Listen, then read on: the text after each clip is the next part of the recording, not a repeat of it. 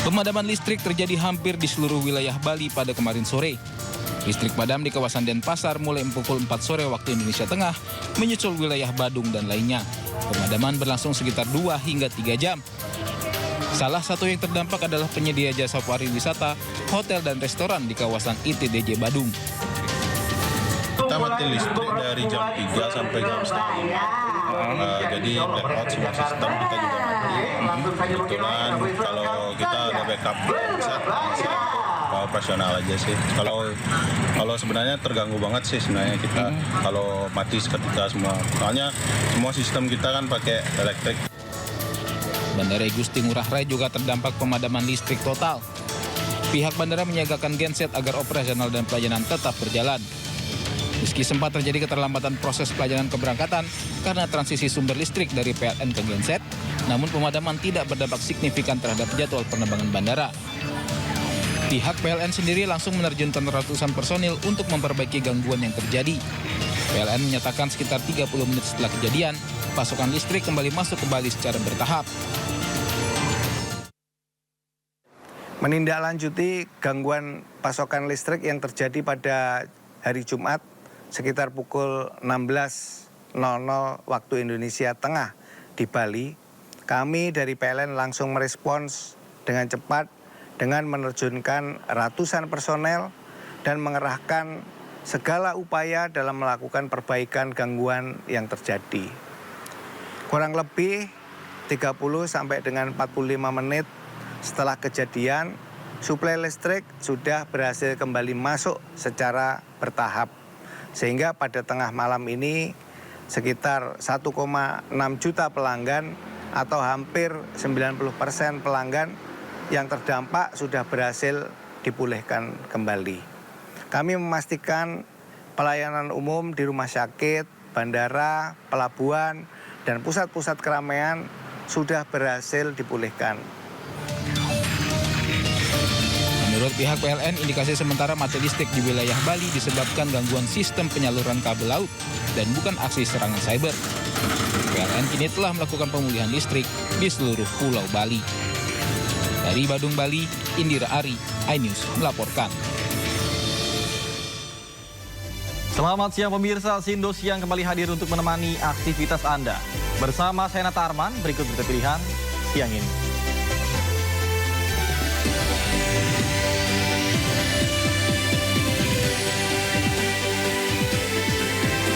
Pulau Bali gelap gulita setelah mati listrik total, aktivitas masyarakat lumpuh.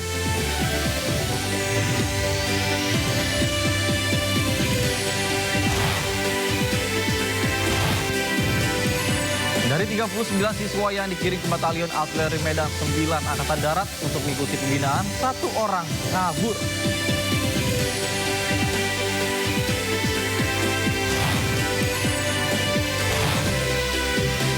Jemaah calon haji kloter 1 gelombang 1 akhirnya tiba di Bandara Amir Muhammad bin Abdul Aziz, Madinah, Arab Saudi.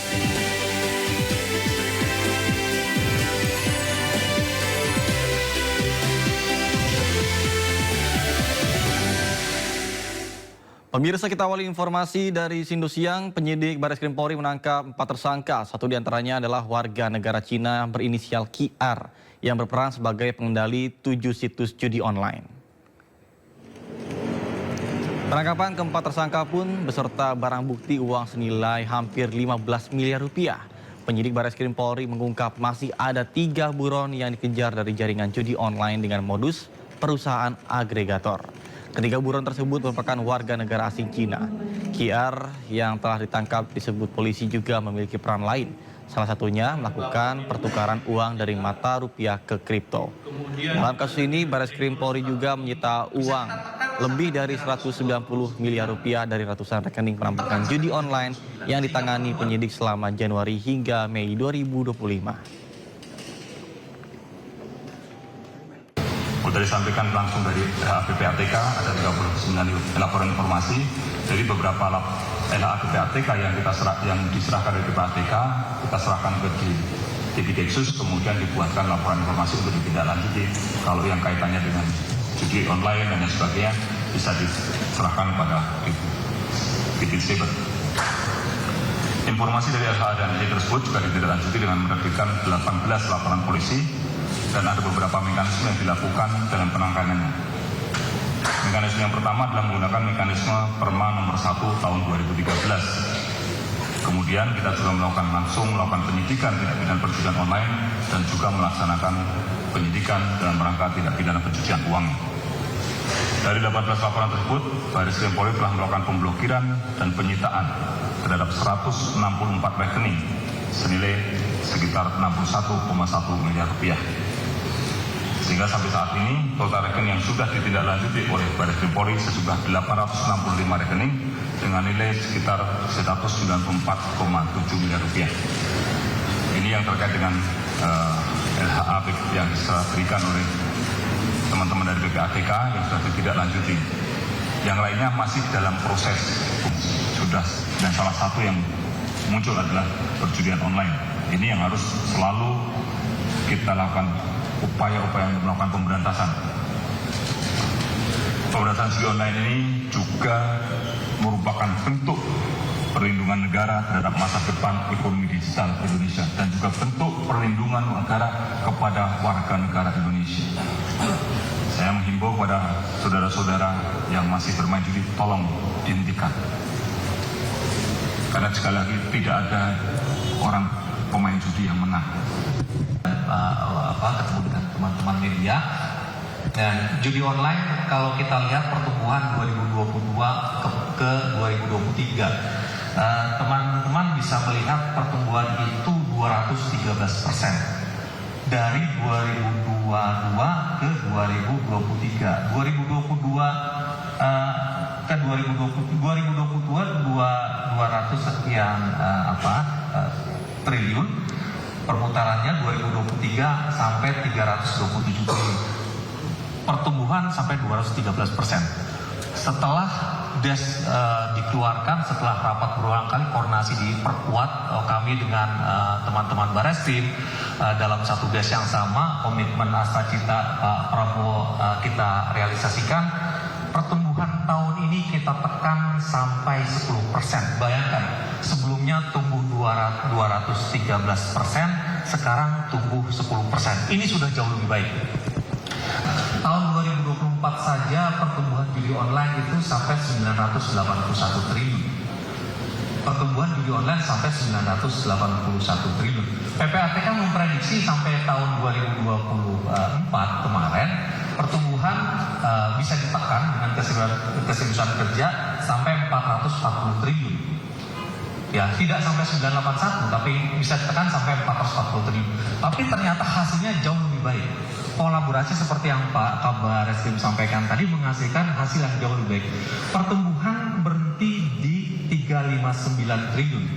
Pertumbuhan dari 327 berhenti di 359 dari prediksi 440 triliun. Dan seorang anggota yang diduga polisi yang disandra massa mahasiswa saat unjuk rasa Hari Buruh akhirnya dibebaskan. Pembebasan Sandra berlangsung tegang lantaran massa yang menduduki kampus Universitas Diponegoro sempat melempar batu ke arah polisi.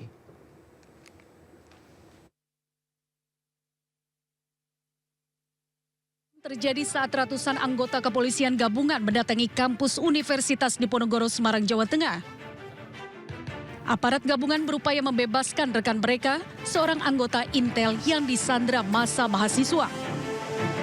Polisi nyaris terlibat bentrok dengan massa mahasiswa karena dipancing dengan lemparan batu. Namun setelah sempat tegang, polisi akhirnya dapat mengendalikan situasi.